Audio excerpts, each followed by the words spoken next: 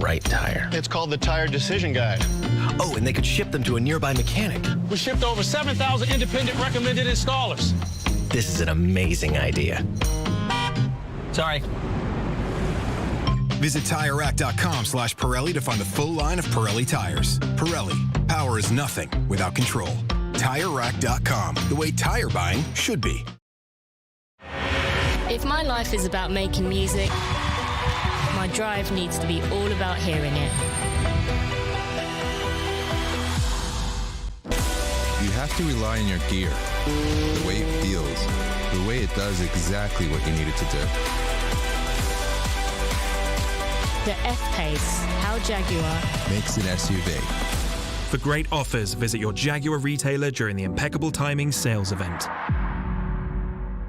One of the main reasons for poor vehicle performance is a dirty fuel system. It can cause decreased fuel economy and actually do harm to your engine over time. By adding Lucas Fuel Treatment to your vehicle, it cleans and lubricates the entire fuel system. Pump, carburetors, fuel injectors, and valves as you drive. It also improves your vehicle's performance. It's a non-solvent product designed to protect both gasoline and diesel engines. Lucas Fuel Treatment. It works. Those are you, yeah. I got my copy.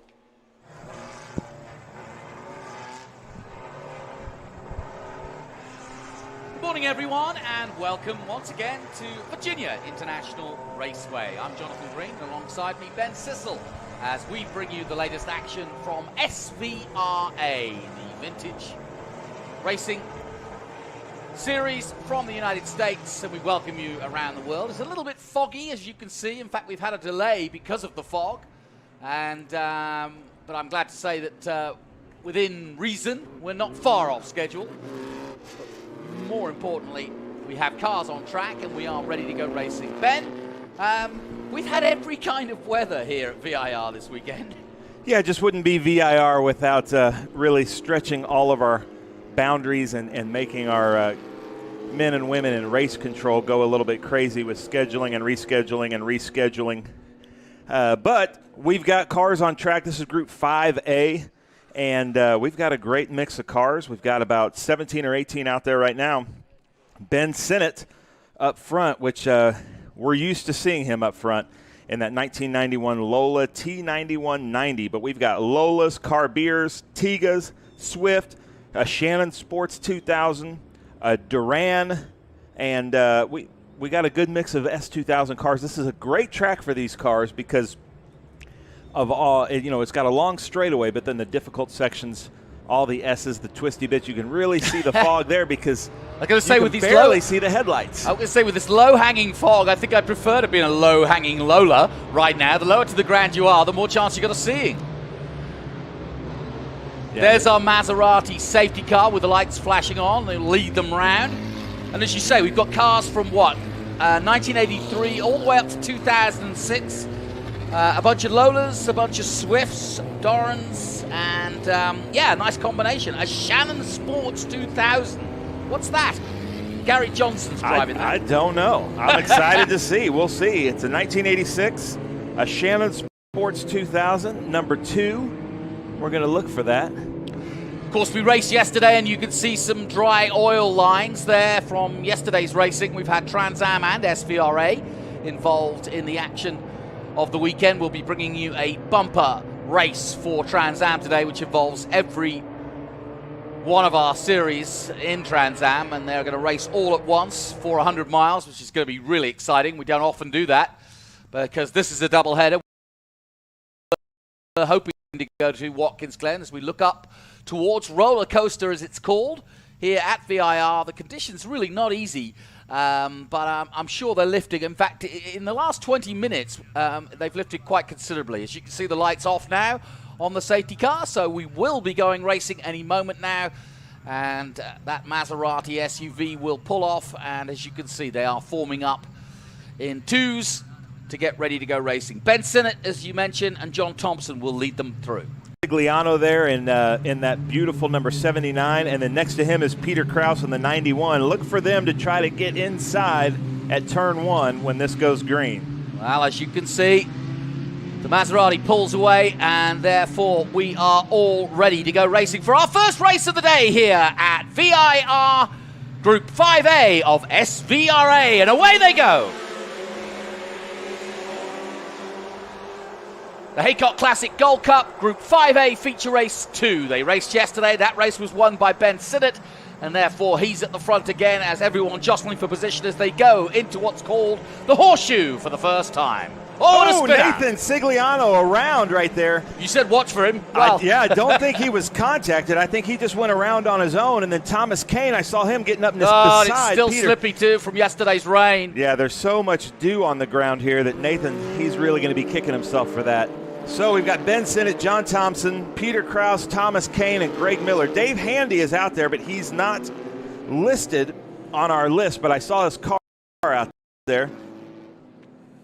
And that's Gary Holcomb right there in the number 8-2 going around turn 5. Bit of a dramatic start then, but we are all away. I'm glad to say we are away because the marshals have been out there since about 7:30 this morning waiting for the fog to rise. It hasn't risen completely, but we have got a race on. And I'm sorry, this is the best we can give you, but we're just coming out of the fog. And conditions not easy for the drivers, but as you can see, they're going hell-bent for leather to go as fast as they can, but already the field's spreading out here as Ben Sinnott leads the way from John Thompson.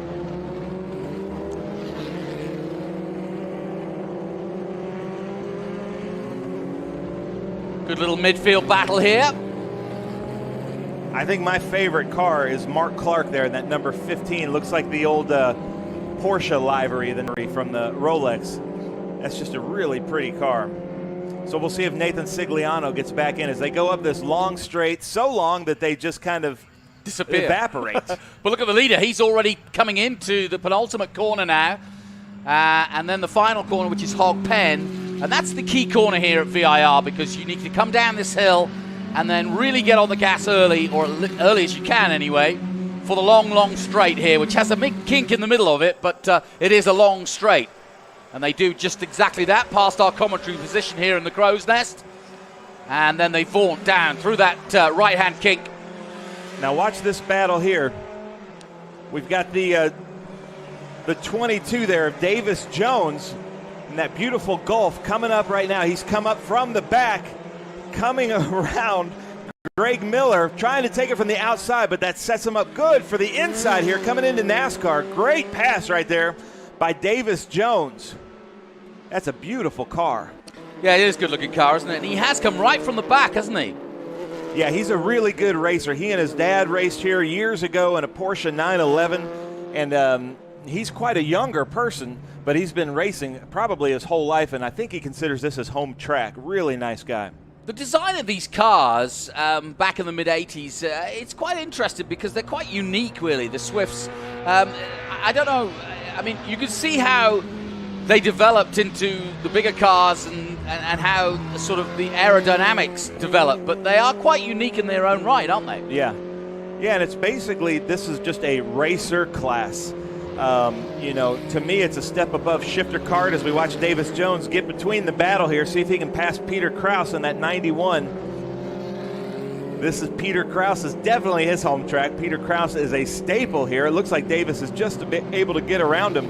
So Davis might be fighting Ben Sinnott for the lead here, which would be amazing to see. Out of Oak Tree and down the back straight they come here. SVRA Group 5A in action. Our first race of the day, and we've got a lot of Group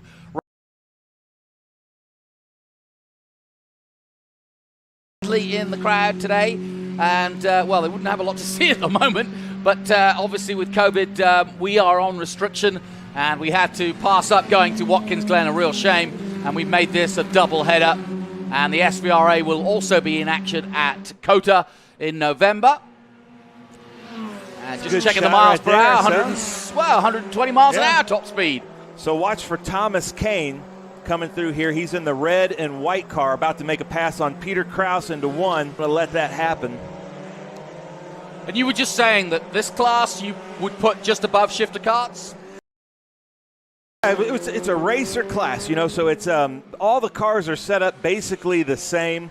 There's different classes and groups in here, but, you know, they're all racing within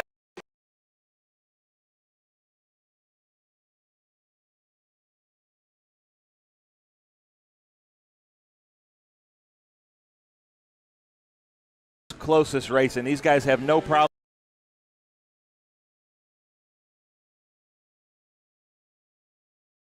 Cameras off.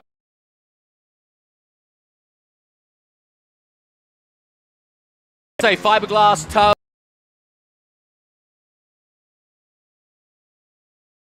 Yeah. So let's see if Davis Jones is able to get up here next to John Thompson here as they go into Oak Tree. That's turn 11 right there. Yeah, look, there he is right behind him. I think he's going to try to get the draft. And then here's a good battle. Now, this is the real overtaking opportunity here at VIR, which is down this long back straight. It seems to go on forever. You come out of this corner here, and then if you are close enough, and we've just seen it just ahead, a chance to slipstream and then jump out before this long downhill section through roller coaster, as it's called. There goes the leader, Ben Sinnott, excuse me. Yeah, and I think we've got Thomas Kane has passed Peter Kraus. But the other great thing about this class, all you're doing is you have to race so precise in these cars. One little slip up, missed shift, missed apex, and the other guy will pounce on that. And I think we saw that from Thomas Kane. I think he was just able to get on the power after Oak Tree, just a little bit better than Peter. So expect Peter to really try to gas him down here. Yeah, I'm going to say his chance to come back at him will be coming into the first corner horseshoe, as we see exactly what the 22 of Davis Jones is doing. Not quite close enough. Davis is in the 1983 Tiga, and John Thompson is in the 1990 Lola 90. Two totally different cars. You can really see there. That's just a beautiful car. And Davis has always been known. He used to have this beautiful, like, lime green 911 that always looked like a show car. He and his dad really prepared their cars really well, and he's carrying on that tradition here. There's Nathan. So hopefully he was able to get the mud off. And knowing him, he's so mad at himself. Yeah. He loves racing, but he really only loves racing in a pack. And so he was really looking forward to this, to be able to race in a pack. He usually is, but he spun it at one. Yeah, spun it at one, managed to get it back, and also tested out just how wet it is. If you're joining us for the first time, we've had torrential rain, the back end of a hurricane that came through the Gulf, Hurricane Beta, whichever you prefer. And Virginia got dumped on late last Thursday night through Friday. And so we had a little bit of testing and practice in a heavy wet weather. And that meant that the grass either side of the track is still very wet. And so any chance you go off track, you are liable to either get stuck or get spun round and in trouble. It's starting to lift, the fog. We're starting to be able to see a little bit Whoa! more. Oh, he goes wide there. Just about so gathered now this that. other person is going to be able to capitalize on that. So Davis Jones really starting to pull away. I wish we would have had some in-car on him to be able to pull from the back of the pack like that. That's always my favorite. Whenever I see our fast guys at the back of the grid, I'm like, I got to put cameras on this. And it usually ends up being some of the best footage. Looking at Thomas Kane coming onto the main straight yet again. Kane currently in fourth position. 3 laps done then, and about 9 minutes to go in this one. So if you're just tuning in on the SVRA app or the SVRA social media channels, this is what we call the Sports 2000 Class Group 5A. And if you're wondering what these cars are, they're basically set up to be as primitive as possible, a lot of fun to drive. This is a racer's class. If you love racing and racing hard and fast with a bunch of other men and women who also enjoy racing, this is the group for you. And you can find turnkey cars in this class anywhere from about $20,000 to about $80,000. It was a class started by the SCCA back in the day. Look at this beautiful number 15.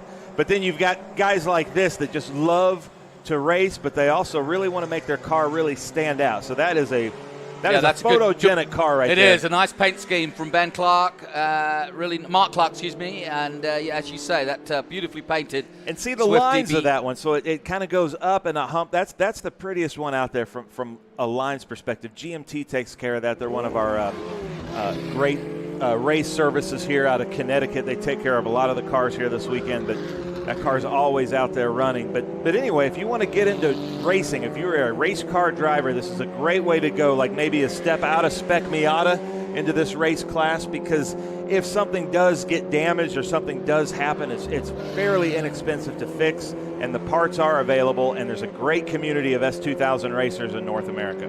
Greg Miller going down the back straight, as you can see, off into the distance. The fog starting to rise here at VIR. It's early morning here. So we thank you for wherever you're tuning in around the world to SVRA. I'm Jonathan Green and Ben Sissel alongside me as we bring you the action. Lots of group racing from SVRA, very, very different cars, a paddock full of cars. They've all been COVID hunkered down and dying to go racing, and now we finally got a chance. So Dave Handy must be out of the race. I saw that he's back 3 laps, and that's unusual, but he might have gone out there and said, I'm not going to do this in the fog. He's got a lot of customers here. This is his home track, his shop, Sasco Sports. It's one of our sponsors. They provide tires for nearly all the SVRA competitors out of here, and so he's in the pits. That's unfortunate. He's really fun to watch. And that right there is the number 4 of Greg Miller's in 1985 Swift DB2. Yeah, Greg currently in 6th place as he heads down towards the first corner, and you can see the gap he's got, but this is a good little battle. Very nice. Rodney Kendall right there in the number 83, just about to be passed. Well, he thought about it. By Glenn Jividen Jr. I hope I'm saying your name right, and I'm sorry, Glenn. Jividen Jr. But that's a neat livery. I'm going to put you on the spot in every group today, Jonathan. You got to pick your favorite car. All right. Well, I'm afraid I'm with you on the 15 at the moment. Yeah, I like the 15, but I also really like the paint scheme of Davis Jones.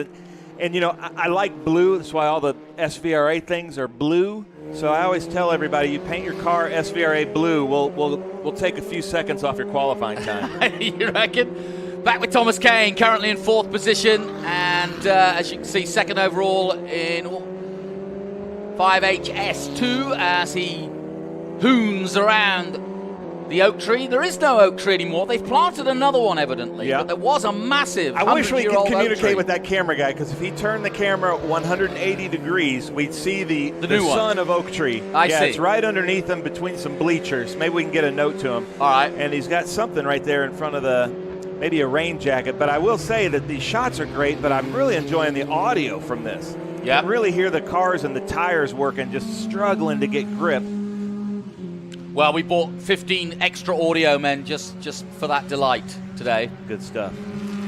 And hopefully later in the day, when the fog rises, we'll get our drones up, and we got some great shots. Ben Sinnott continues to lead here in Group 5A, as he did yesterday. He won the race yesterday in the first feature race. And, you know, Ben Sinnott has talked to me before, because I've put cameras in his car, and he's like, you don't put cameras in my car anymore. It's like, man, you always just get out there in the lead so much. Yeah, if you lead too much, you don't get any cameras. And he's always so perfect. He hits every apex, so it's kind of boring footage. I'm like, I'll put cameras on you if you start from the back. It's not for him, though. He wants to look at his footage. Yeah, but he's got an in-car camera, and the guy really knows what he's doing. He's been a longtime student of Peter Krause, and Peter can't even see him on the track anymore. There he is, Ben Sinnott right there in that beautiful number 5. He's pushing it. You can hear the squeal of the tires. It looks like if Darth Vader was driving a car, that's the car that he'd pick. It's just that flat black. He always runs a really good line. He races with us in another group in the Cool Indy Lights car, and just a really good racer. Off into the distance then, down the main straight towards Roller Coaster goes our leader. A massive lead of some 21 seconds. Somebody missed a shift or something, I hear it. Yeah, I can hear that.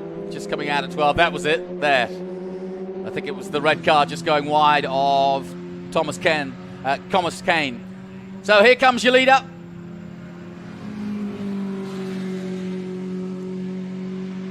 And that's been a massive, massive lead. 21 seconds. That's a comfortable win. Or he's still got to make it to the line first. Yeah, the one I'm impressed with is Davis Jones, because not only did he work his way from the rear, but to be able to do that cleanly within about 2 or 3 laps here at VIR, where there aren't a lot of passing zones, that's pretty impressive. So we're now moving on to the final lap, and our leader is gone into the fog and off into the distance. Now we look back. Our cameraman at turn 1 letting us know just exactly the distance. And now we do have a good battle, though, for the podium. And it's not over by any means as we come to Horseshoe. Here comes the 22 up the inside, looking for a double overtake. He's got one. That's lap traffic there. Oh, okay. So 22 is in second place, and then the 2 is out the way. Yeah. I don't see. Oh, that's Gary Johnson. So that's this guy coming up here behind the number 2, John Thompson. That's the third place next man one with the Tennessee paint scheme right there, number 14. Nice. And he just passed Gary Johnson from Knoxville, Tennessee. And the leader, Ben Sinnott, also going past some lap traffic as he heads now towards the checkered flag and coming onto the back straight for the last time. It's been a picture-perfect run so far, and doesn't look as though he's going to slow down. How smooth he was through that? That's a really difficult section with really hard to get right, and he nailed it. So we're coming to the conclusion of 5A. Ben Sinnott leads from Davis Jones. John Thompson still in third place. We had one spinner at the beginning of the race. That was Nathan Sigliano. He's now down in 10th position. And down the hill for the last time. His best lap, a 158.8. And look at him piling on the seconds, 24.8 seconds, almost half a minute ahead of everybody as he takes the checkered flag. Ben Sinnott wins for the second time here at VIR and does it in style. Nice. Who cares about the fog? He is breezing through. So I just got word from social media advisor Ashley that they're asking what engines. The engines that most of these guys are running is a 2-liter Ford Pinto Ford engine, which is a regular engine. I guess it would be really easy to find parts for. Just a normal 2-liter Ford engine. And probably very easy to buy and not a lot of maintenance or cost in maintaining that. Yeah, and easy to rebuild, but it's a really good low cost of entry, a lot of fun to drive racer class of car. And with the fact that it's such a lightweight chassis stroke tub that you wouldn't have to do anything to the engine, right? No, not really. No, they restrict what you can do to the engine. Well, there you go. They find somebody with too much horsepower, they really put a lot of weight in them. So, confirmation, Ben Sinnott wins, Davis Jones and John Thompson are your top 3. There's your winner. Darth Vader, as he's been named by Ben in the number 5. Well, he's certainly the daddy.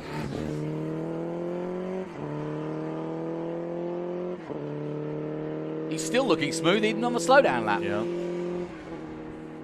So the fog rising here at VIRginia International Raceway, and it's sad that it's foggy because it's a beautiful track, this. If you're coming to us for the first time, we got just at the end of yesterday some sunshine, finally, and we were able to see just how resplendent it can be. But we'll see it later in the day. I'm sure it'll open up a little bit. And we do have a packed day of racing. I know you were wandering around the paddock last night. I mean, glorious sight of cars being prepared and repaired, and just a bumper field once again of SVRA. Yeah, and the neat thing about this, and this is going to be the theme for today, is in practice and qualifying we had torrential rain. Yep. Yesterday was a pretty clear day, not a lot of moisture on the track, and so yesterday was really their first dry laps. So we're going to see today who got the setup right.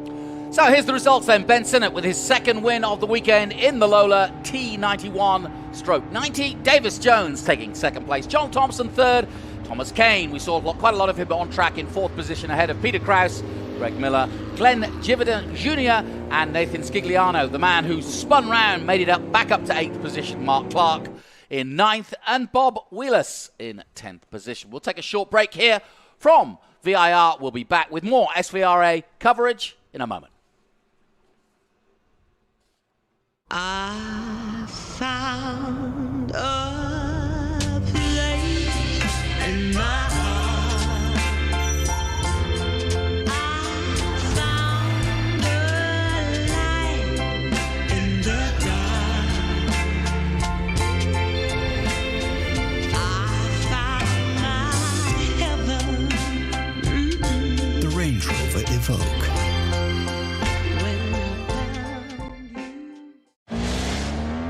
Everything you touch, everything you feel is Jaguar, especially when you hit the accelerator.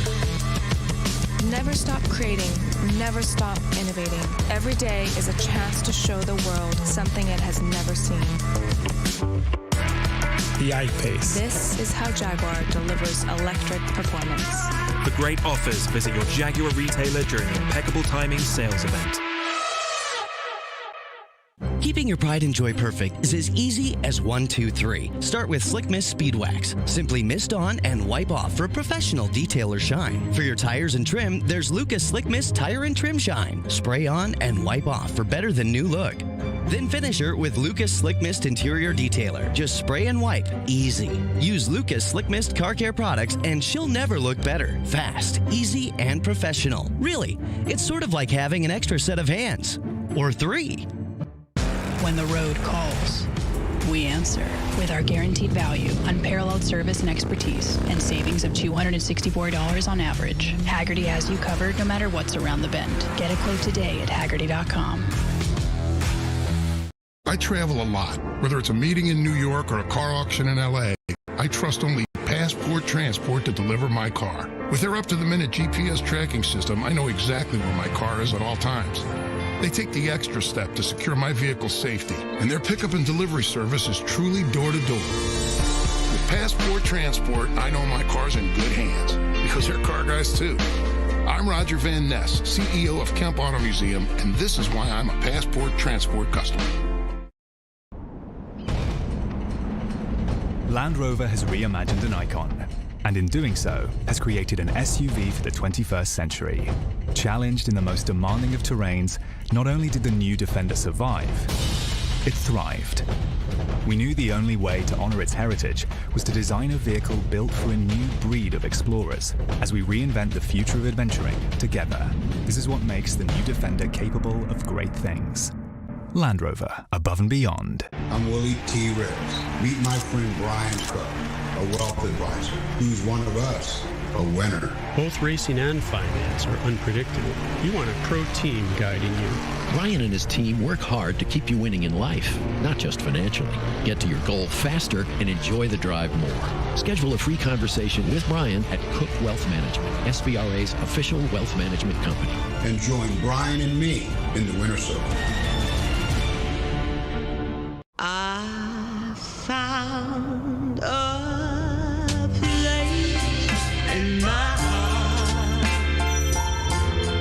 I found a light in the dark.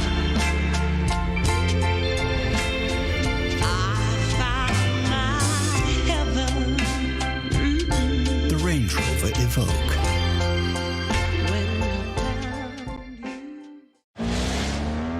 Everything you touch, everything you feel is Jaguar, especially when you hit the accelerator. Never stop creating, never stop innovating. Every day is a chance to show the world something it has never seen.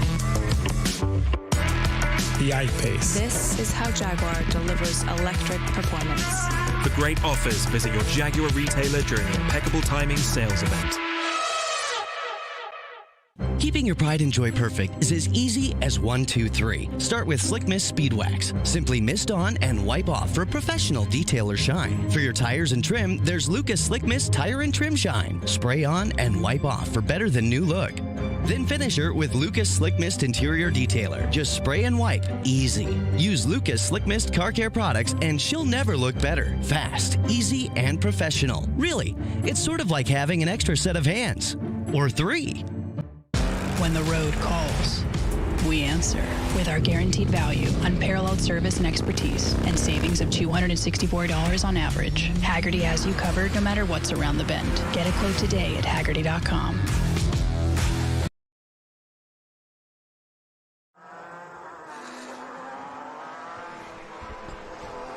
Welcome back to VIR. Now we've got some interesting stuff for you. Look at these beautiful cars for the Heacock Classic Gold Cup, live from VIRginia International Raceway. And I'm excited because some of these cars are absolutely magnificent. We've got a real combination, LMP1, Indy cars, a couple of Lolas out there.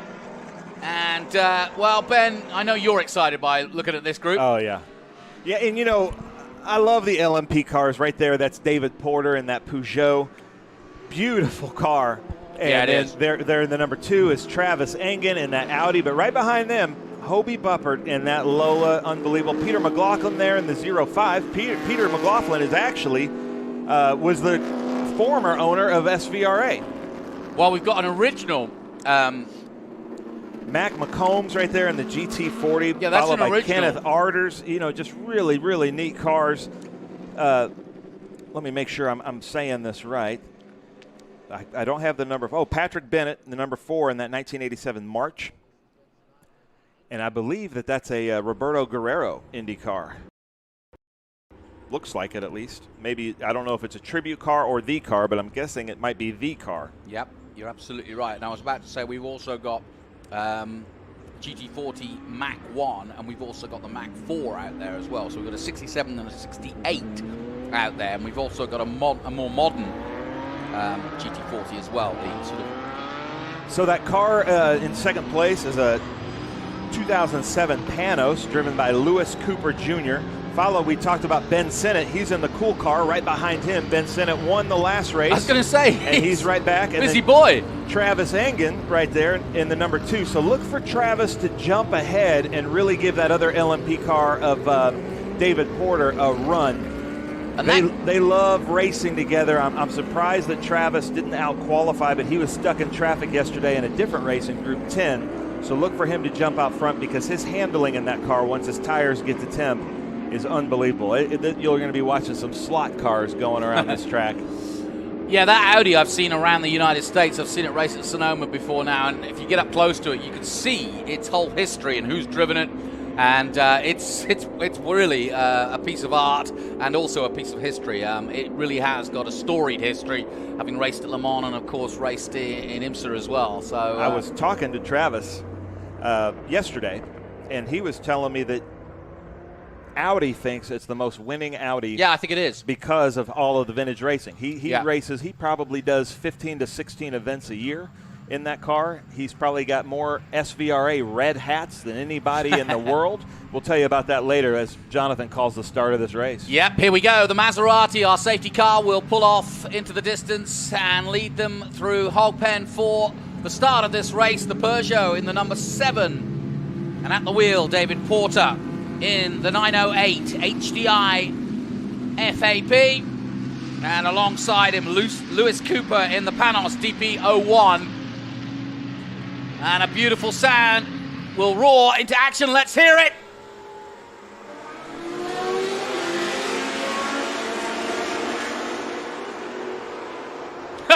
Glorious.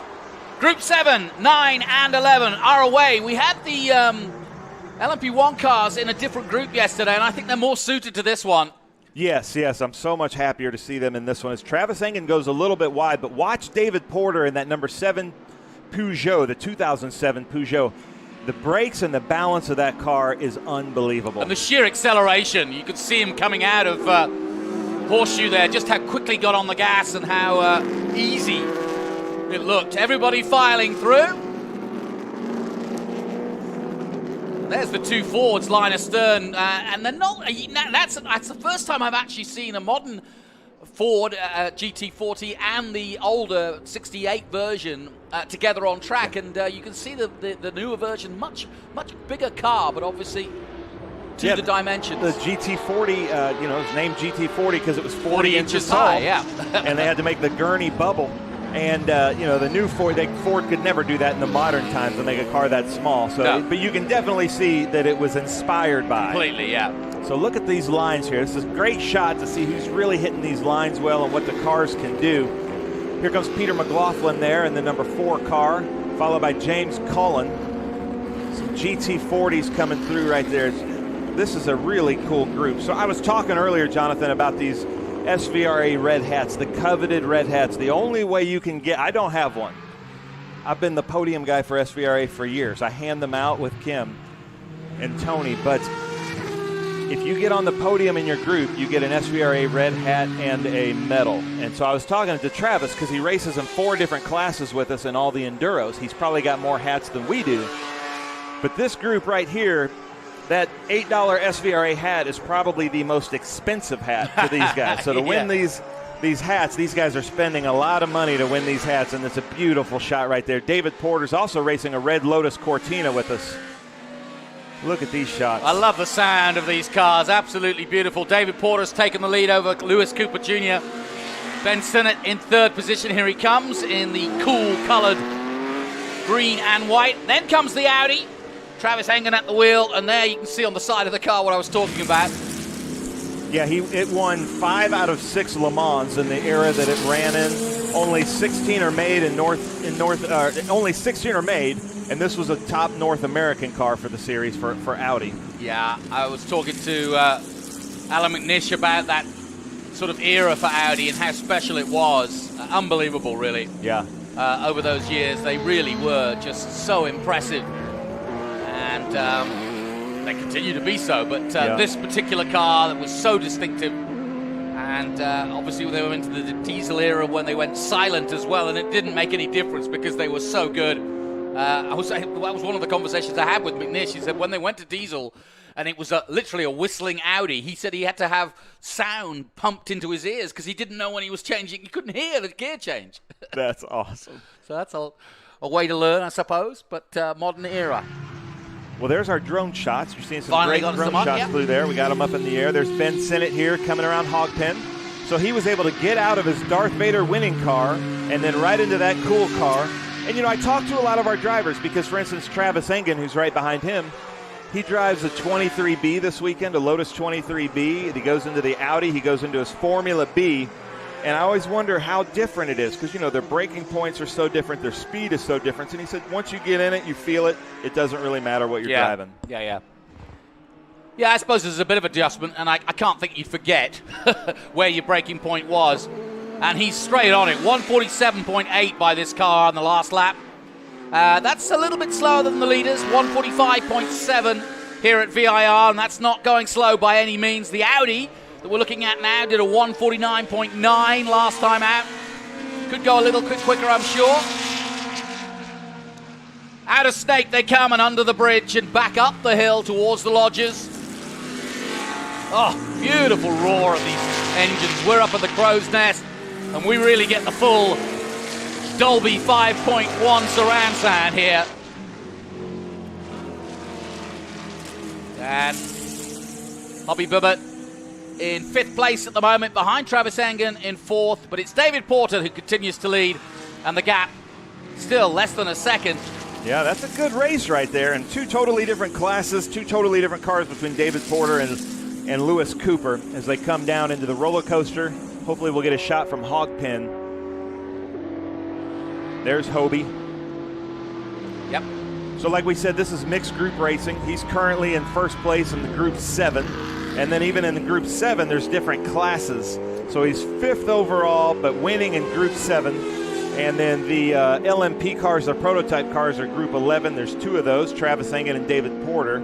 And then Group 9 is the open-wheel Indy-looking cars.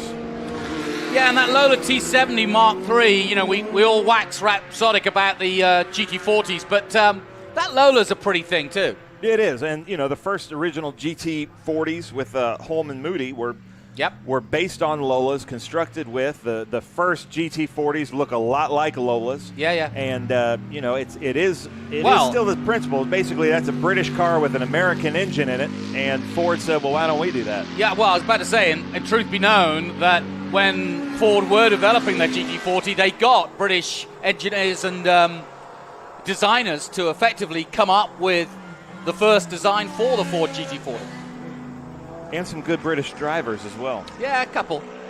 We had a couple back then. So, number 98. We're looking at now James Farley. Currently 6th overall and 1st in 7U2. James Farley's driving a 1978 Lola 298. Beautiful car right there. Look at that back wing. I love he's got 3 mirrors. He needs them, though. Yeah. Yeah, it's hard to see over that wing. Well, especially in the fog, but great stuff by our drone we got pilots. the leaders coming up to lap traffic here. Yeah, well, it doesn't take him long to get past. Certainly not for David Porter. He just zipped by there. And likewise, Lewis has done the same. No, it's good. I saw the flag. The flagman, if you're wondering if this is your first time watching road racing, they will display a blue flag with an orange stripe diagonally through it. And that is waved for the slower car to tell them, hey, look in your mirror, you've got cars coming behind you, and it's your job. In vintage racing, it's different from professional racing in the fact of It's the job of the person making the pass to make a safe pass. Now, this is a good view of the first two corners here at VIR. You really get an excellent view of how these corners open up. You can see that the horseshoe, as we call it, the first corner, seems to go on forever and literally is a 180, and it is a horseshoe. And then it goes into NASCAR, and the corner down that you're looking now in the bottom right of your corner is what's called left hook. And that's before it opens up into the section that is called snake through 5 and 6.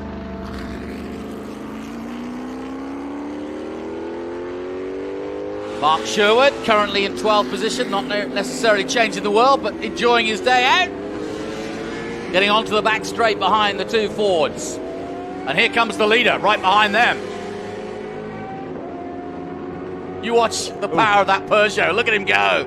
And you can see the car in front of him got over, just like that's really good for him to do. Thank you for doing that. You can see the corner worker there waving the blue flag. There you go. We've got some great corner workers here at VIRginia International Raceway doing their job. And you can see everybody kind of moving over, but still keeping with their race, because you've got Mac up there still racing with that modern GT40, but he doesn't want to interrupt what's going on in front. We definitely don't want to wad any of these cars up or bend any metal. Yeah, he's going to wait through roller coaster until he gets on the main straight. And, well, no, he hasn't. But look at that. I thought he might. There's about 55 years of motorsports. Yeah, I know, right there. The French Peugeot up against the American Ford.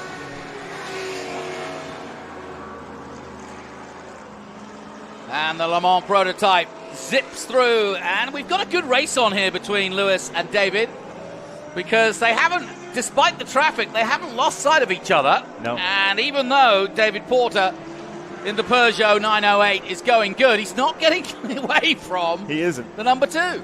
And knowing David, it's bothering him. So he's looking in his mirror.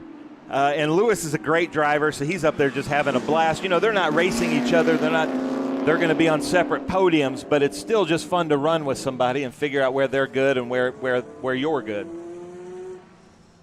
So the fog's starting to rise a little bit better. It's funny, interesting, the fog on the back part of the circuit, the south part of the circuit as we call it, is still thicker than it is here on the front straight. It's gone completely here now, glad to say. Here comes the third place IndyCar.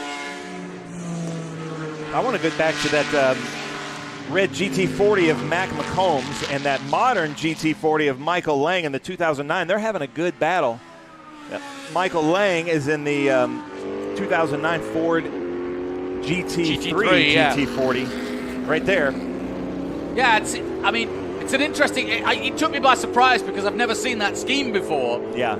Till yesterday, the paint scheme, and it looks quite different in that dark paint scheme like that. And he's got the aerodynamic advantage. Look at that, because he's got the big rear wing, and Mac, he has very little downforce and air effects on that. It's good to see how different the cars are from the back, the two Fords. Yeah. Much wider, the modern one. The 2009 that came out almost as a surprise, really, when it did come out. No one really expected Ford to do it, but they did it, and everybody thought that was daring because why would they do it? But they did it anyway. And I was talking to somebody yesterday who was saying that when they first came out at auction, they didn't actually go up in value a great deal.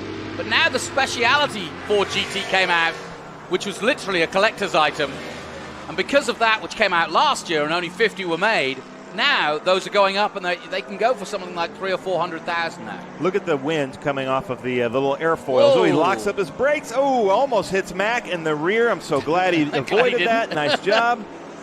But when they get up to speed, you can see the little airfoils coming off of the rear wings in these kind of conditions. And that's Patrick Bennett in the March 87C. Yep. And I need to text Roberto Guerrero and show him a picture of this. Say, is this your car? It looks like his car.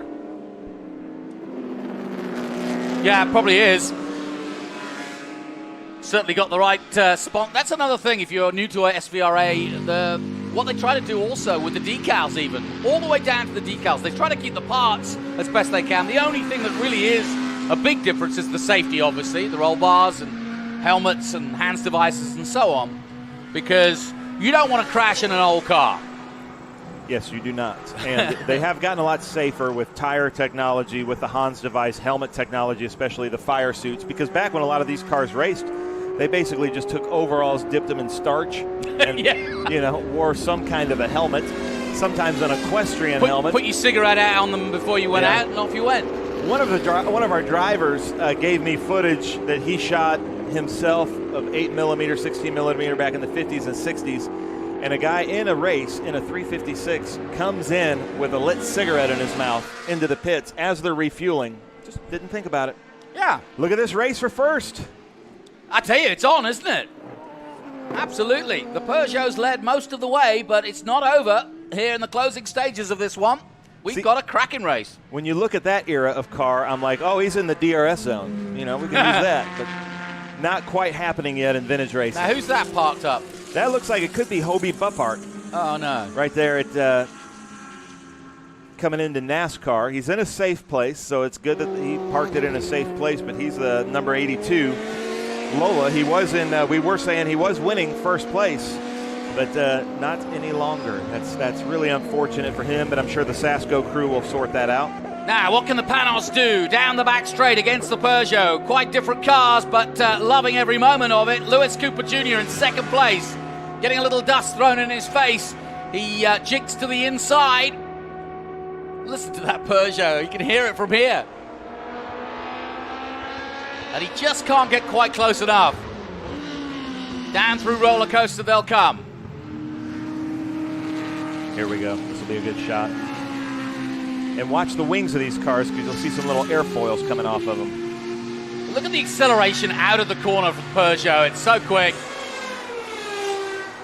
They've got some traffic in front of them. Last lap displayed. Oh, it's and all we're going getting into on. lap traffic. This could get hairy, ladies and gentlemen. And this is where Cooper Jr. is going to have a chance here on the final lap.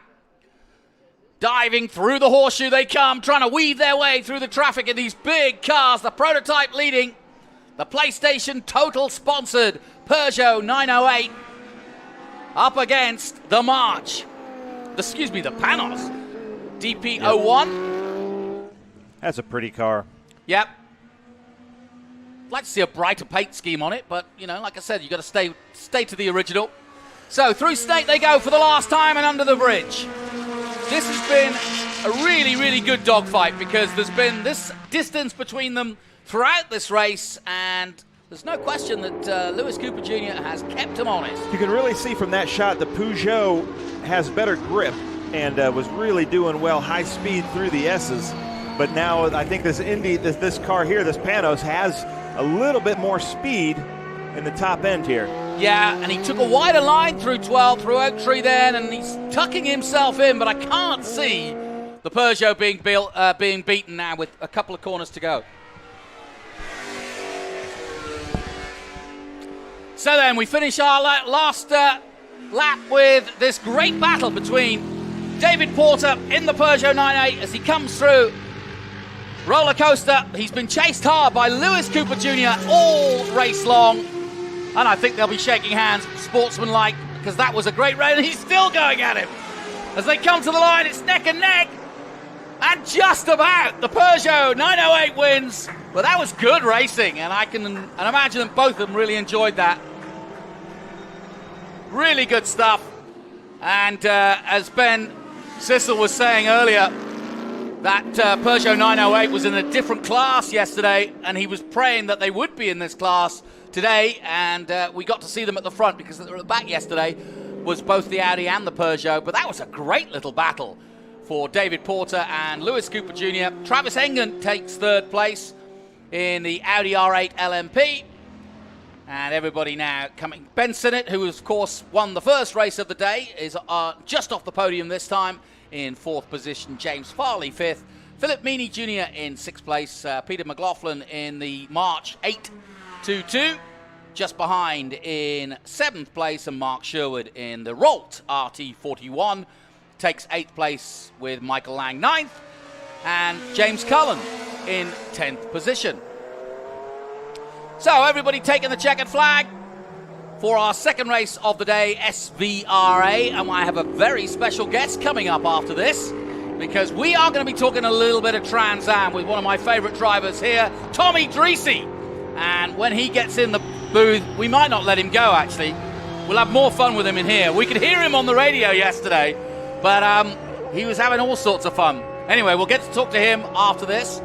But that ends our second race 5A, and that was a lot of fun. No question about it. So we've had Group 5A and now Group 7, 9, and 11, but more action to come from the iconic VIR circuit. And even though it's a little bit foggy, it is lifting. And of course, those drones are some, 200, 300 feet up in the air, and you can see still a little bit of fog in the area. But just confirmation then, David Porter wins with the Peugeot 908 ahead of Lewis Cooper Jr., Travis Engen in third place, Ben Siddott fourth, James Farley fifth, Philip Meany Jr. sixth, McLaughlin seventh, Sherwood eighth, Lang ninth, and James Cullen. That's your top 10. We'll take a short break from VIR. We'll be back with some interesting stuff after this. Everywhere I look, I see light and shape. And some shapes are just more beautiful than others. I think about lots of things when I drive. The cost of scheduled maintenance certainly isn't one of them. The F-Pace. How Jaguar makes an SUV. For great offers, visit your Jaguar retailer during the Impeccable Timing sales event. A marathon coach owner is someone who expects exploration and relaxation to blend flawlessly. For the most reliable, luxurious motor coach on the market today, look no further than Marathon Coach. Indulge that wanderlust, leave any cares behind, and lead a life filled with adventure. Join the Marathon family and take your 5-star hotel with you. When the finish line calls, we answer. Hit the road with insurance protection from Haggerty. Whether you drive a built racer, sports car, or exotic, and save an average of $264. Get a quote today at Haggerty.com. When the road calls, we answer. Hit the road with insurance that protects your classic for what it's actually worth and save an average of $264. Get a quote today at Haggerty.com.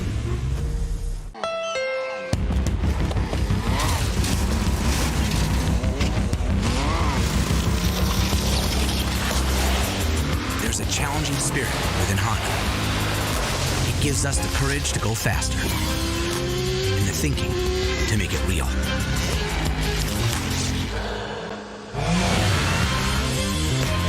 Whether it looks like a truck, a sedan, or an SUV, inside is the heart of a race car.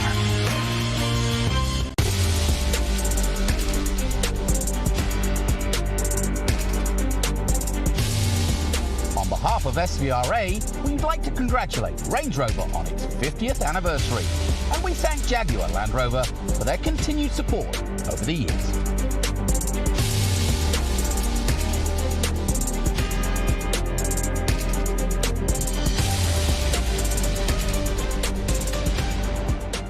Hawk Performance packs 100 years of friction dynamics into every product. Backed by Carlisle Brake and Friction, the world's premier innovator of industrial brake and friction components, Hawk leverages R&D tools and motorsports experience to deliver uncompromising performance on the street. There's no reason to settle for less. Choose pads that are race-proven and street legal. Find the Hawk Performance brake dealer near you at hawkperformance.com.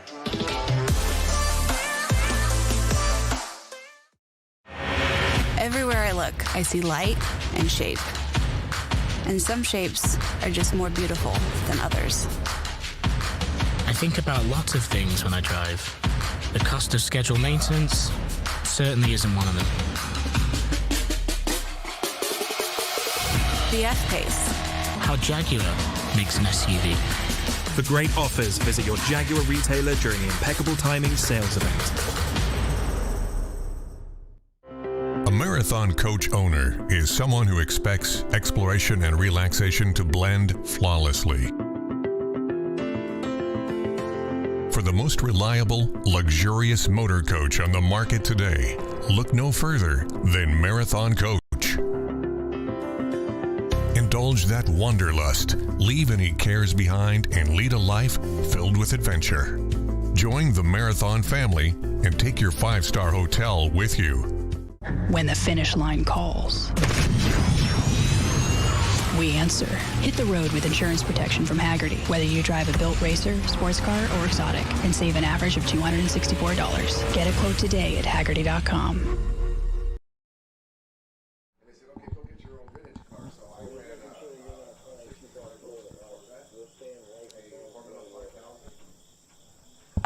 Welcome back to VIR, and as you can see, the fog has just about risen, and you're looking now down at the main straight here at VIR, and it's clear here. It's still a little bit misty up at the back of the circuit, but one man who's all about mist, and that is Slick Mist, Lucas Slick Mist. You like that segue there? Tommy Dreesy, Mr. Hollywood is here with me. Tommy, you've been racing hard this weekend. First of all, tell us what happened yesterday, because you were in all sorts of shenanigans. Yeah, I was either classic Tommy or the other Tommy, I don't know. But the first half of the race, I'd say, was some of the best racing to watch for the fans and stuff. I got a lot of texts and emails and with Boris and Dyson and Ernie and myself. We were just a freight train, just going through. And first half of the race was great. I was kind of like buying my time. And unfortunately, I thought I made a couple mistakes. I went off.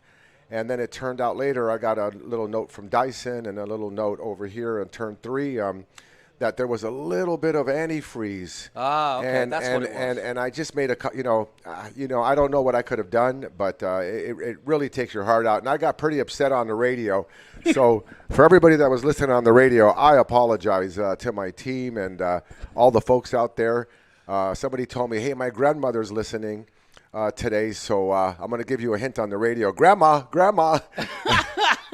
Hey, listen, Tommy, you say what you like. You're living the dream. We're just watching. We love it. Oh. But you've got it. You're up against it again today. There's a chance for you to improve on the points. Things are quite moving quite quickly. This is a doubleheader this weekend. And as you said to me at the beginning of the weekend, this is an important weekend because it can change everything. You're in it, and you've got a chance of moving forward again. But today's going to be all the classes. How hard is that going to be? We're looking down at VIR. We can see how narrow it is.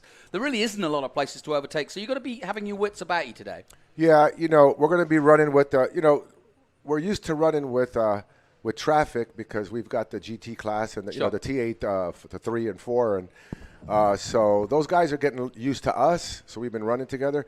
The tricky one's going to be the TA2 cars, but they're going fast enough that I don't think we're going to really lap a lot of them. So the one thing about the TA2 cars, though, they got their own races going, just like the other guys and girls. And so you got to watch out. You got to know when somebody's, you're going to split their race up. You got to be cool with them, too. So I think patience is going to be a huge factor today. Over 40 cars on the track. It's going to be nuts. Well, Tommy, as we take a look at the next field coming out, and there's some great single-seaters here coming through, a lot of Brabhams, a lot of Chevrons. Have you ever done historic racing yourself?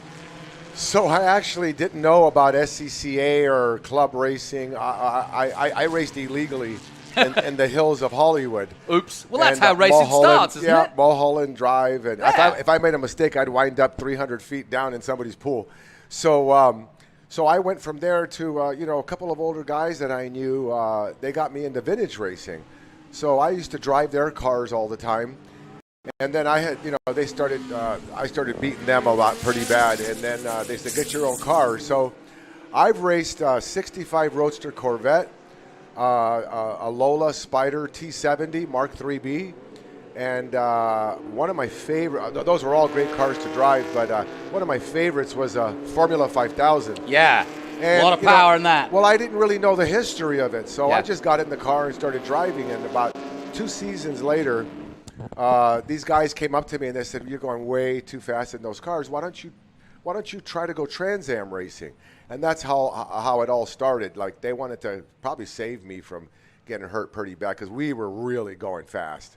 And now one of my favorite vintage cars I still have, and you'll see it at Laguna Seca, I think, is my Chaparral. It's the only one left, nice. My Chaparral Camaro, to maybe run with the Trans Am guys over there, the historic group.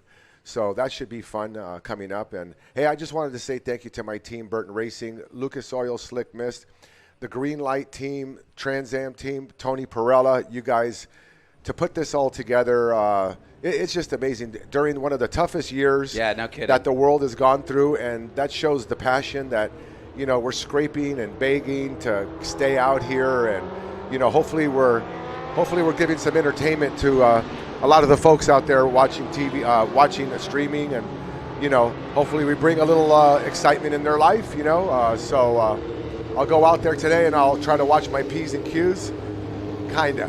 Now listen, I love Ernie Francis Jr. like everybody, but I want to see him get into a fight, a proper race fight. He's gotten into fights, but only for a couple, maybe a lap or two. So the kid is good. I got to say, the kid and the team, they're very good. And he's really nice too. They're very good. You can't say a bad word about him. I hate it. He's so nice. I know. Yesterday we had a good battle. I was behind him the whole time. He was like a fullback for me, and we were like just cruising. I'll tell you, him and I learned about aero. I don't know if he felt it the way I did, but we went through the S's with that big hole for us, and we lost all the downforce. And I think I saw his wheels and my wheels just popping a wheelie going through the fast S's there. So we learned a little bit about aerodynamics here and started popping out a little bit and getting that air down on the nose. But I know you got to be enjoying racing the legend that is Boris. And Poncho great Weaver. To see Boris. Great to see Boris here. They did a good job with that new car. Menard's going to be in the car today. Yeah. And Dyson's always going to be there. So, I start next to Ernie, and, we're just going to have to go as fast as we can and just really want to put in a good show, and I really, really want to pressure that kid. Fair enough. Okay, well, we're about to get underway for our next race here, and as you can see, it's a host of single-seaters coming your way, mostly from the late 60s all the way up through to the 90s. My thanks to Tommy Dreesy. We'll be seeing him in action in the Lucas Mist car later, and hopefully the mist will have risen by then. But he loves my jokes. So, as you can see, they are just crawling now. And now they accelerate away. A beautiful sight and sound here for the Heacock Classic Gold Cup Group 2 feature race 2 as everybody dives towards the horseshoe for the first time. And it is the number 58 of Graham Alderman in the Brabham F2 who leads the way.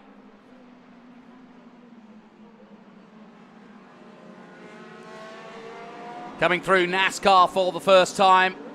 Saw these guys in the rain, and I felt for them because it was really, really tough yesterday with the rain pouring down on them. But they managed to squeak through.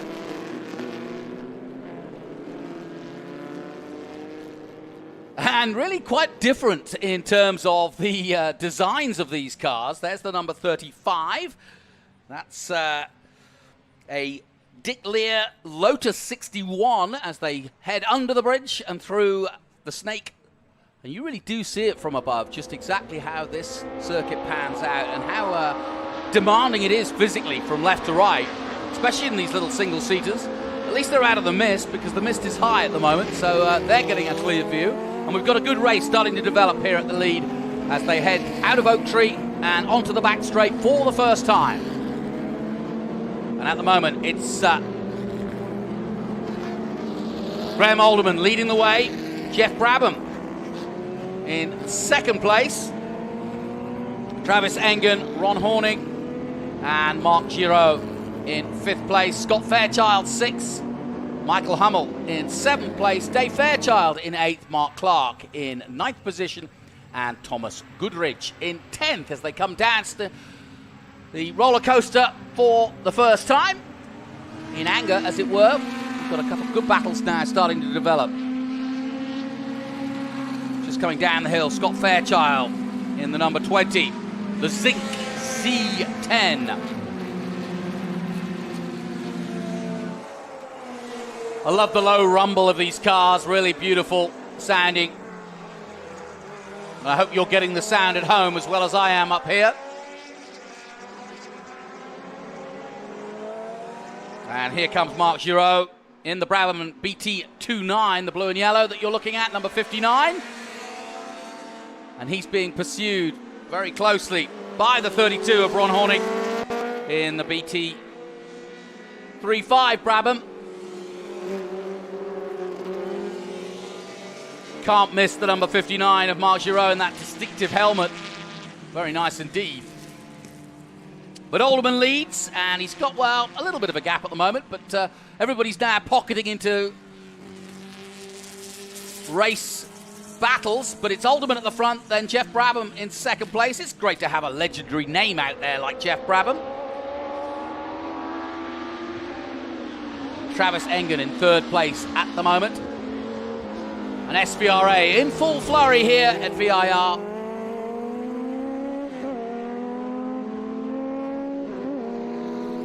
And now we've got a battle. Down the back straight they come. And they're side by side. Look at this. Absolutely perfect. And he's got him down that long back straight that goes on forever. And you've got to get the work done before you get to the corner and start turning in and heading downhill. Because if you don't, then it's real trouble. We saw JP Southern, who we hope to see racing in Trans Am later today, going right, tumbling off the circuit at the end of the long straight, and his race was done fairly early on in the race yesterday, but we hope to see him back out in action as the 83 of Geoff Brabham now putting some real pressure on our leader. And as they come towards our position, this is a great battle for the lead now. Brabham looking to the inside, can't make it done there. He's going to have to wait. He could try going around the outside. We've seen that here because you have the line for NASCAR, which is the next corner coming up. But you've got to get very tucked in, and you've got to almost get it done on the exit of Horseshoe. And he's not close enough, as you can see, on this particular lap. So good job done by Graham Alderman as these two go at it again. And they're pulling away from the rest of the field. Some 8 seconds now to Travis Engen in third. So it's Alderman, Brabham, and Engen at the moment. And there you see it, 8.4 seconds. Giraud just behind them. Then Hornig and Fairchild. And this our Group 2 feature race with cars from, well, as early as 1968 all the way up to, well, we've got a 79 Zinc, as I mentioned earlier. And then a 99 Formula Ford also out there. We haven't got a glimpse of him just yet. But most of these cars, late 60s, early 70s, single-seater.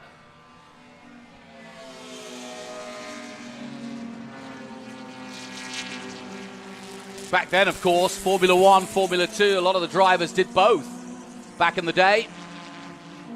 And they would have long weekends where they would either be doing Formula 1 and Formula 2 and Formula 3.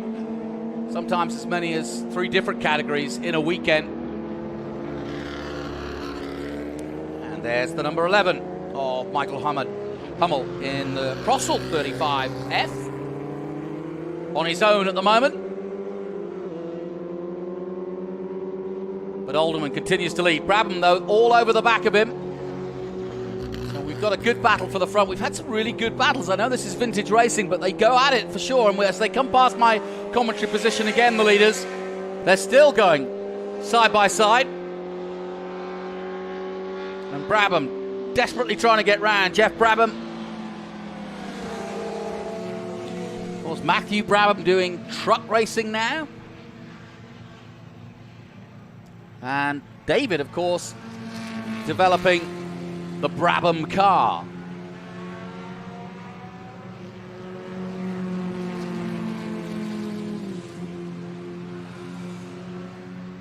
There's the 21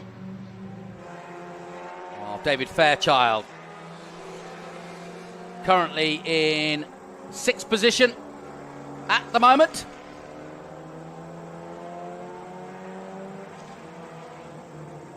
And through comes Michael Hummel. And David Fairchild in the 21. Trying to hold off number 5. Mark Clark in the Crossell 32F. So like I said, this race has kind of developed into pocket racing almost, where we've got little pockets of 2 cars racing against each other, but that's as it should be. And as Ben mentioned earlier, a lot of these guys race in different categories as the day goes on, and also they know each other very well, very used to racing against each other.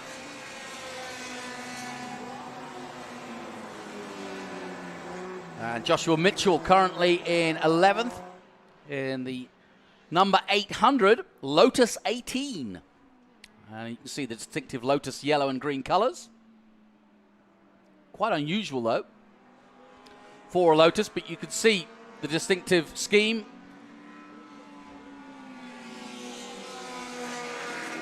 And like I said, everything else that you're looking at, besides perhaps the helmet, the roll bar, obviously the GoPro on top, those are the modern touches, but everything else is as original as it can be. Those are the rules, and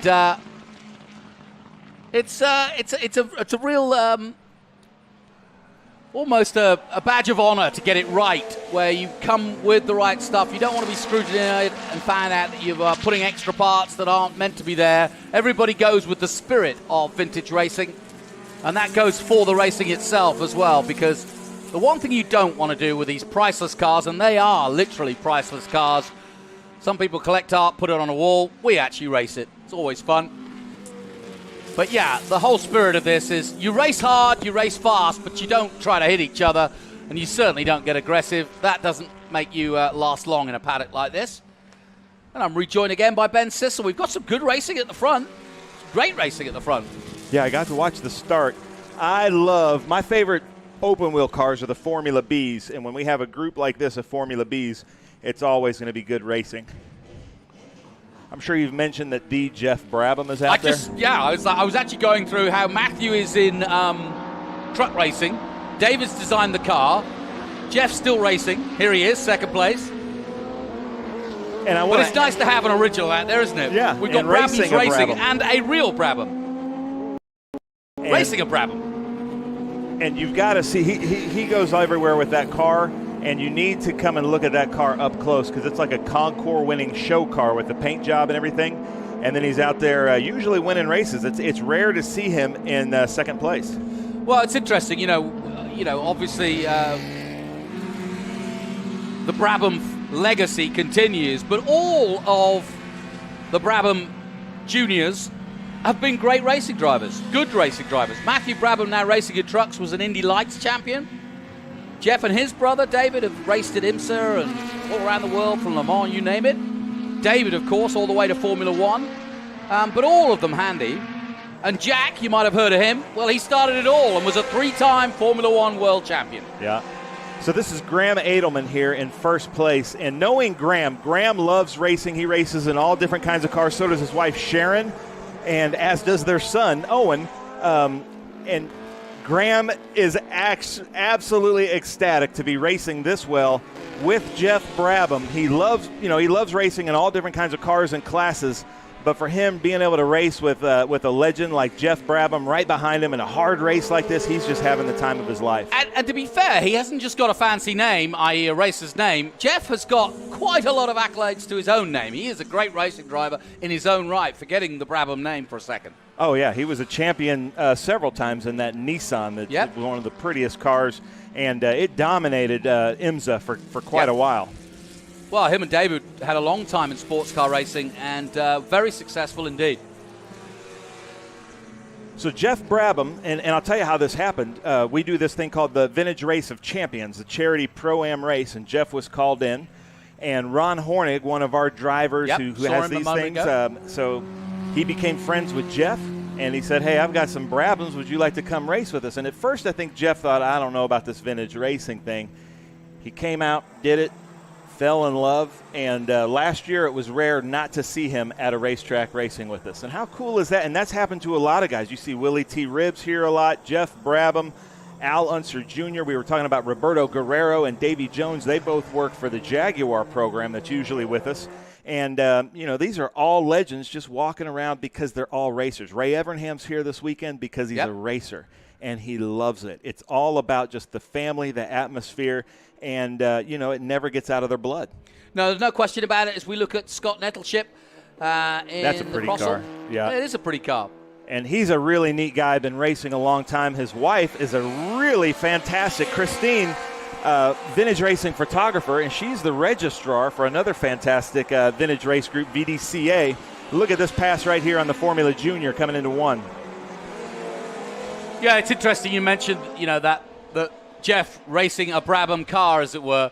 It's all very well talking about the family itself, but the mark that is Brabham. Bernie Eccleston ran Brabham in Formula One for so many years, and sadly now Formula One's lost its last real name in Williams. Brabham long gone, and it's nice to be able to see that David has basically kept the Brabham mark running in sports cars and developing that sports car, which looks absolutely fantastic. I haven't seen it up close. But this is in the last few years he's developed this. Look at this going up the S's. It just keeps the legacy going, and I really enjoy that. Yeah. Yeah, I talked to Geoff about that at Portland. He was our Grand Marshal a couple of years ago, and he had some great stories. A true gentleman, Geoff Brabham, great racer, and he's loving this too. And he's not done with this race yet either. No, he's a very calculating person. Geoff, he was probably one of our pro racers that I saw make the switch to a vintage racing mentality better than anybody. He's not going to take any unnecessary risks. He loves these cars. And, he's not going to be happy with the second place, but if it was a good race, he'll be happy with the second place finish. But I was talking to Geoff in Portland, and this was actually this car, I think it was after his dad had sold the company. And so he had never raced a Brabham ever until he started racing in vintage with Ron Hornick's cars. I guess that will spark his interest in it and how it all came to be, and then the different parts and how they came to be designed and so on and so forth. That's, I think, what makes it really interesting. Nettleship continuing in the 63. And this our Group 2 race 2 for the weekend. So, again, I don't know if you've covered this because I came in late, but this is the Formula Ford here. So this is we've hardly seen spec platform, Ford engines, and we had lots of different manufacturers in Formula Ford, but another very competitive open-wheel class, kind of a point of entry. A lot of times in SCCA, they would start in Formula V and move up to Formula Ford, which was a little bit faster, a little bit more competitive, and then you could move up to Formula B, and it was kind of a feeder series for either IndyCar or Formula One or the open wheel. So we're seeing really 3 classes that were feeder series, because you could start Formula Junior or Formula V, go up to Formula Ford, and then you go up to Formula B, and then you're at Formula 2 and Formula 1. Yeah, this is where you cut your teeth, isn't it? And I was saying that back in the day when these cars were new, you might see Formula 1, Formula 2 drivers just, throwing themselves around in a smaller car like this just to basically participate on the same track. A bit like our Trans Am guys do now with NASCAR. Yep. Just get some extra track time in a slightly lower Formula car. Final lap then here in our Group 2 race, and Geoff Brabham has chased down the man of the moment, Graham Alderman, throughout this race, and it continues right to the end, I'm sure. I just love that's Mark Giroux there in the blue and yellow, and look at the car, just the big fat tires, absolutely no downforce. They're tough to drive. I wish we could see an IndyCar race like this. I wish they would do an IndyCar race like this, see what the drivers could do without any driver aid or downforce. Yes, that would make it interesting. So Alderman continues to lead here on this final lap. You're watching SVRA action from Virginia International Raceway, and we're starting to get the beginnings of a beautiful day here in September. Started very misty. We've had a lot of rain throughout the weekend, but now we're set fair for Sunday. The mist has lifted. Travis Engen there in the 1, followed by his kind of teammate, Mark Giroux, right behind him. These guys always race really hard. And so we're guessing, did Graham Edelman win? We didn't see the outcome.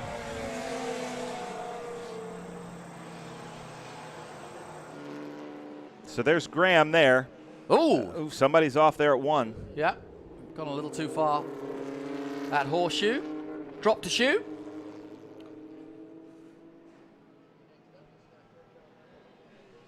So great stuff from our Group 2 action. And like you said, it's great to have a legendary name. Alderman did hold on. And we'll be very thankful of a scalp that included both the car and the name. Geoff Brabham taking second place in a Brabham BT35. Did you notice that? I love that about vintage racing. These guys had a great race. They're friends, and they pull up next to each other and just celebrate. If you're vintage racing, you're living the dream. A lot of these guys and women always wanted to be race car drivers, but business and life got in the way, and now they are out here, getting the chance to race and live the dream. Yeah, the kids and have grown do up. the It's stuff they want time do. to get back the toys, yeah? I tell you what, Graham Edelman will be happy because his was a 68 Brabham versus Geoff's 71 Brabham, so he could claim even more kudos there.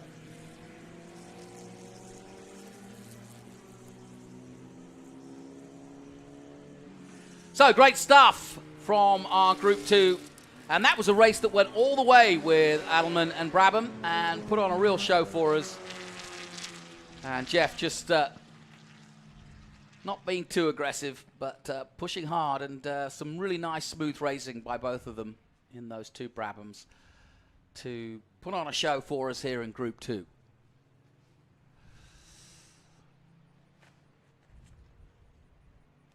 Heard from Trommy Dreesy just a moment ago. He'll be in action with Trans Am. And we've got quite a few stories from Trans Am to tell you about. Mike Skeen, the TA2 leader, swapping cars. We'll tell you about that later.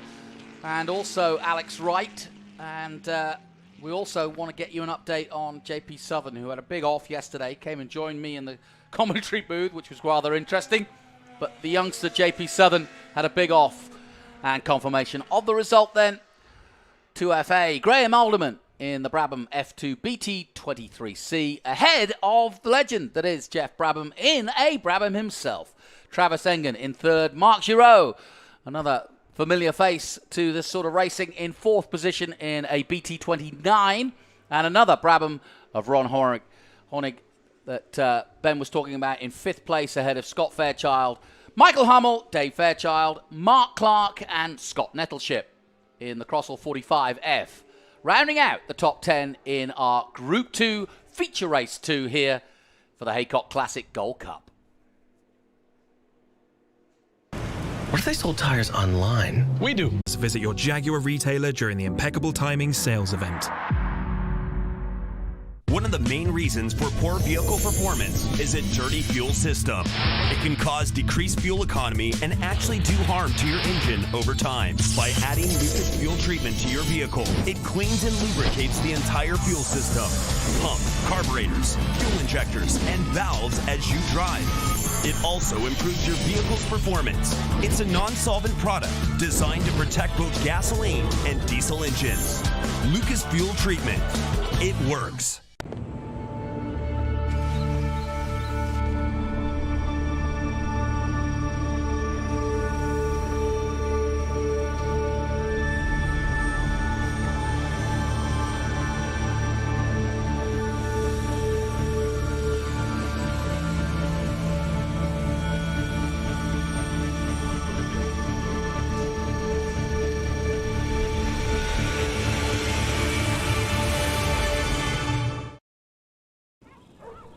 When hours invested become miles enjoyed.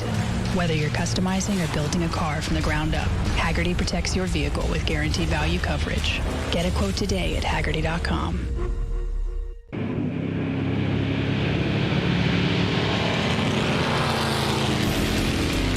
Hey race fans, it's the start of a brand new decade, so don't be on the outside looking in. Straddle the technology fence with us and be part of all the action at every round of the 2020 season. With our all-new app, you'll now have live global streaming of all the action from the heart of each and every track. Live scoring, race highlights, replays, results, and team and driver news. Everything you could ever want to be informed of the world of Trans Am and SVRA. Download now on Apple and Android, the only place to get your muscle car media.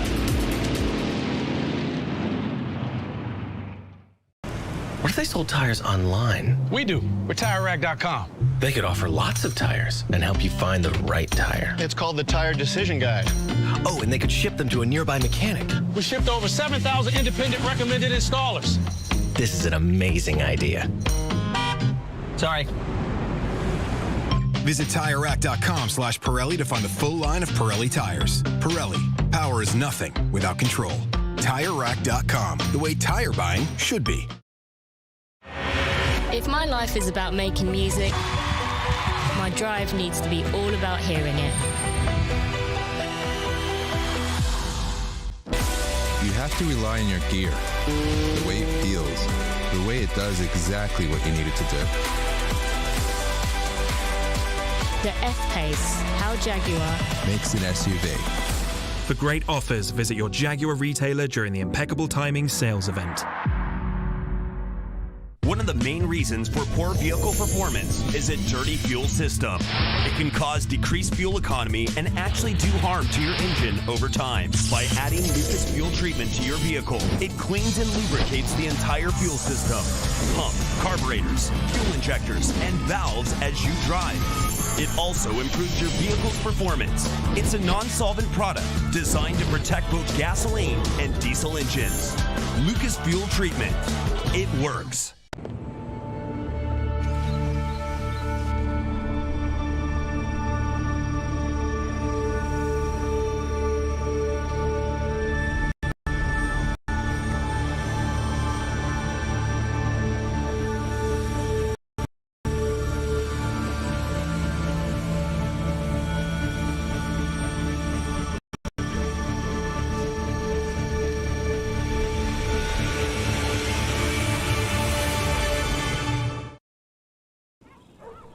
When hours invested become miles enjoyed.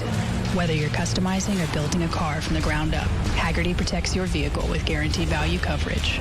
Get a quote today at Hagerty.com.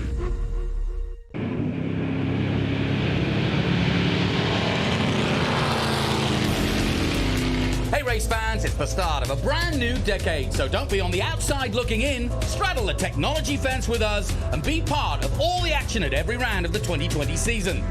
With our all-new app, you'll now have live global streaming of all the action from the heart of each and every track. Live scoring, race highlights, replays, results, and team and driver news. Everything you could ever want to be informed of the world of Trans Am and SVRA. Download now on Apple and Android, the only place to get your muscle car media. What if they sold tires online? We do. We're TireRack.com. They could offer lots of tires and help you find the right tire. It's called the Tire Decision Guide. Ship them to a nearby mechanic. We shipped over 7,000 independent recommended installers. This is an amazing idea. Sorry. Visit TireRack.com/Pirelli to find the full line of Pirelli tires. Pirelli, power is nothing without control. TireRack.com, the way tire buying should be.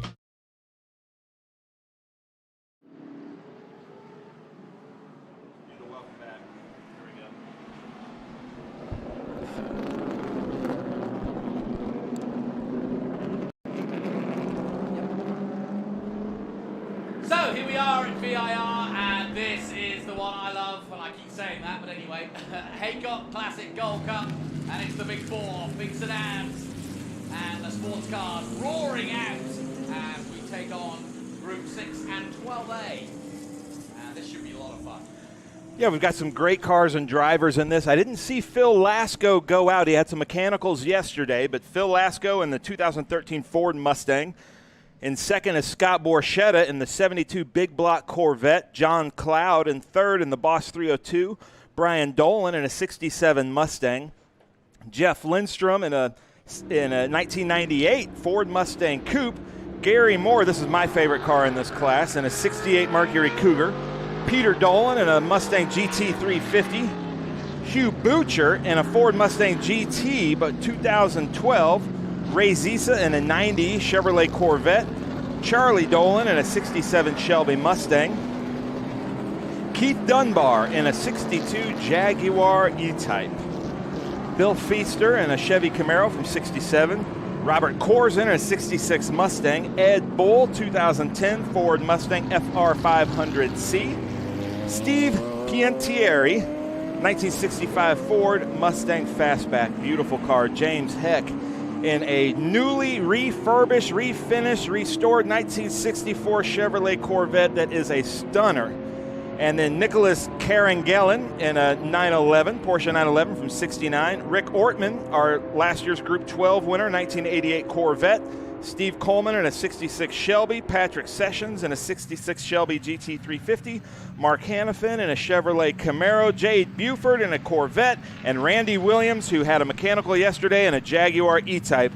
Expect Randy Williams, if he's in the group, to move his way up as they come down and lights out, Jonathan. There's about 6 volumes of books you could write about the cars out there in this particular field. It really is a true history of muscle cars and big bore engines from the United States. We've got the odd Jaguar, the odd Porsche in there, but really this is majority of American muscle cars from the early 70s, late 60s, and Scott Borchetta will lead them away.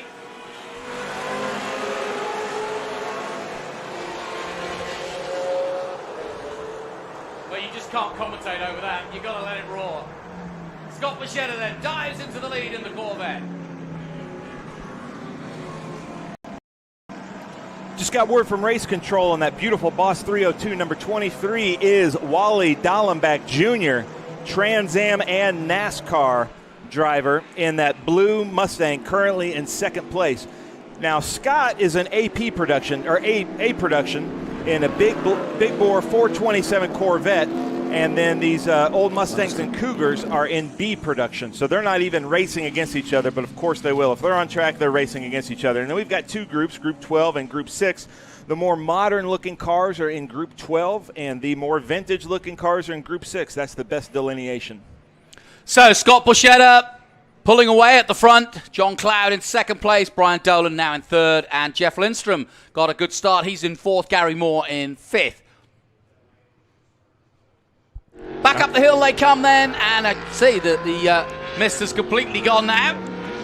And the man from Nashville, Tennessee, who will also be racing in Trans Am TA2 later in the day. Yeah, in the very next race, actually. But it's the very next race, I don't know how he's going to get out of the car and back into his TA2 car. That's not an easy thing. He loves it. He absolutely, do you know what? I mean, he's a very successful businessman in his own right, but it's just a joy. He is the epitome, I think, of what this is all about, which is, actually having some fun. He races lots of different cars. He owns lots of different... His collection is sublime. He showed it me during the lockdown, and it was an absolute amazing collection. And he just absolutely adores his racing, to Scott. Yeah, and he has gotten really good really fast. He had done some racing in his past, some oval, some Legends kind of stuff, but this is kind of his first foray into road racing. And I don't think I've ever seen somebody get so good so fast. He takes it very seriously, as we saw in the E-Racing Championship. Well, during the E-Championship, he went through, I think, about 3 computers in practice. He did about 500 laps of each track. So that's Wally Dallenbach Jr. right there. Trans Am champion, legend, NASCAR legend, and now NASCAR announcer in that beautiful 23 Boss 302 of John Cloud. John Cloud's going to be in the TA2 race, so I think he's letting Wally have a go at this. And there's my car right there, Gary Moore. I see your point there. That is a beauty. Number 21, Gary Moore in the Mercury Cougar. This is his first time at VIR. And he was saying he usually races a Shelby GT350 with us. Oh, he slides that thing out. Oh, and how? But that's pretty normal for Gary, sliding the car out and driving it sideways. But the car's 2 inches longer, he said, than the Shelby. But he says just as fun. That should be Sam LeCompte there in the number 85, I think. But Hannafin where is it? Going off. Mark Hannafin. Okay, I know Sam LeCompte in that car. That's a pretty car, though. Yeah, that was the Chevrolet Camaro Z28 going off. The yellow and black that we saw there, the 85. But it's Borchetta pulling away at the front, and his last lap, a 206.7. So he's putting the rubber down on that Corvette for sure, because compared to the competition, he's some 3 seconds up the road and now has a 3-second lead over this great battle for the midfield as they come through 12. So whoa, sideways again for the Mustang, the more modern Mustang. Doesn't mean it doesn't slide. Yeah. Or it doesn't mean it doesn't have any power either. Yeah, exactly. So that was Hugh Butcher in that Mustang following Jeff Lindstrom coming through there at Oak Tree. And now we're watching Scott Borchetta come down this roller coaster section. And you can see from that shot why they call it the roller coaster down here into Hogpen. And this is a very difficult turn to get correct. It's a tough apex downhill off camber, and it's a long turn. As we watch Gary Moore really trying to keep, I think that's Brian Dolan behind him. It's either Brian or Peter Dolan.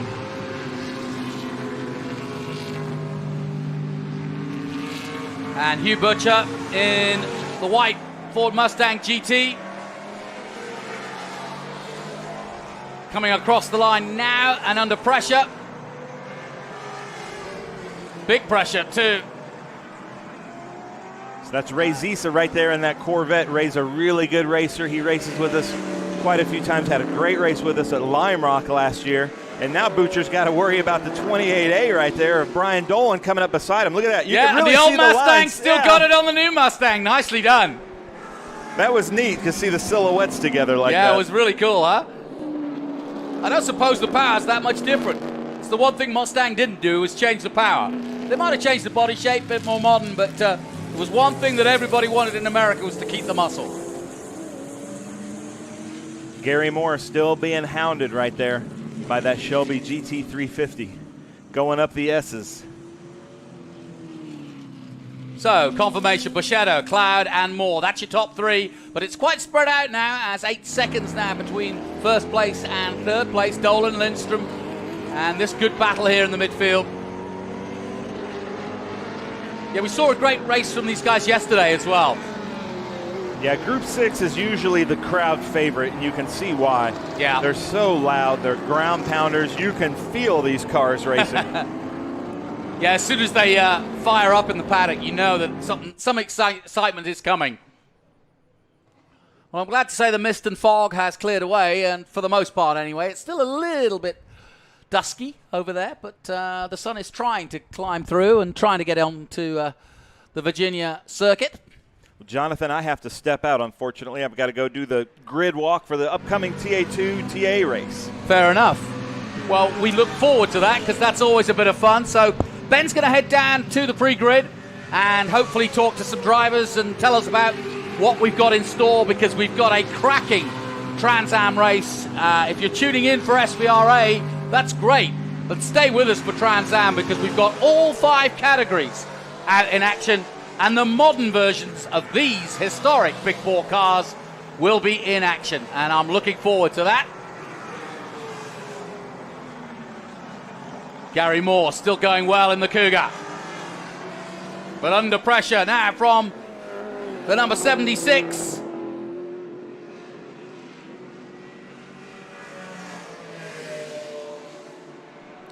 And they are nose to tail, no question about it.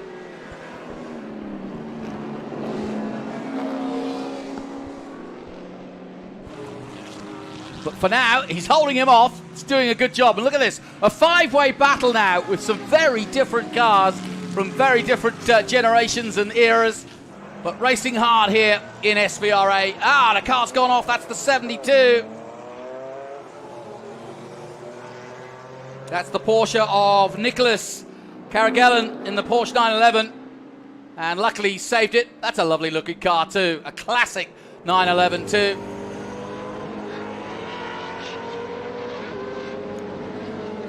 Buscetto continues to pile on the laps and pile on the pressure. But the racing as we come through 12 and the Old Oak Tree.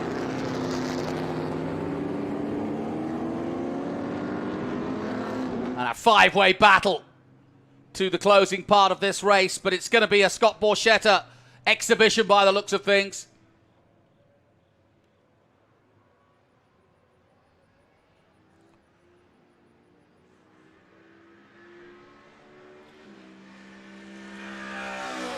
Now, SVRA fans, if you're enjoying your historic racing, continue to do so.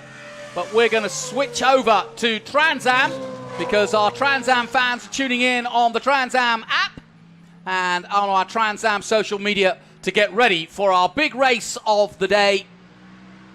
100-mile or 70-minute sprint race with all of our categories involved. So stay with us on SVRA, but join us for Trans Am coming up in a few moments' time. Ben Sissel already going down to the pre-grid to get ready for the start of our Trans Am race.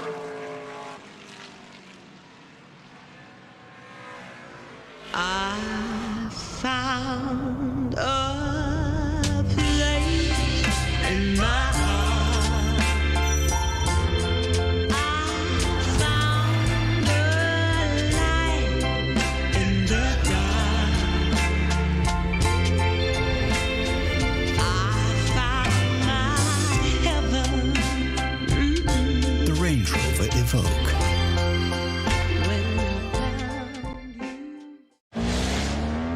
Everything you touch, everything you feel is Jaguar, especially when you hit the accelerator. Never stop creating, never stop innovating. Every day is a chance to show the world something it has never seen. The I-Pace. This is how Jaguar delivers electric performance. For great offers, visit your Jaguar retailer during the Impeccable Timing sales event. Keeping your pride and joy perfect is as easy as 1, 2, 3. Start with Slick Mist Speed Wax. Simply mist on and wipe off for professional detail or shine. And trim, there's loop and wipe off for better than new look. Then finish her with Lucas Slick Mist Interior Detailer. Just spray and wipe. Easy. Use Lucas Slick Mist car care products and she'll never look better. Fast, easy, and professional. Really, it's sort of like having an extra set of hands. Or 3. When the road calls, we answer with our guaranteed value, unparalleled service and expertise, and savings of $264 on average. Haggerty has you covered no matter what's around the bend. Get a quote today at Haggerty. I travel a lot. Whether it's a meeting in New York or a car auction in LA, I trust only Passport Transport to deliver my car. With their up-to-the-minute GPS tracking system, I know exactly where my car is at all times. They take the extra step to secure my vehicle's safety, and their pickup and delivery service is truly door-to-door. With Passport Transport, I know my car's in good hands, because they're car guys too. I'm Roger Van Ness, CEO of Kemp Auto Museum, and this is why I'm a Passport Transport customer. Land Rover has reimagined an icon, and in doing so, has created an SUV for the 21st century. Challenged in the most demanding of terrains, not only did the new Defender survive, it thrived. We knew the only way to honor its heritage was to design a vehicle built for a new breed of explorers, as we reinvent the future of adventuring together. This is what makes the new Defender capable of great things. Land Rover, above and beyond. I'm Willie T. Ricks. Meet my friend Brian Cook, a wealth advisor, who's one of us, a winner. Both racing and finance are unpredictable. You want a pro team guiding you. Brian and his team work hard to keep you winning in life, not just financially. Get to your goal faster and enjoy the drive more. Schedule a free conversation with Brian at Cook Wealth Management, SVRA's official wealth management company.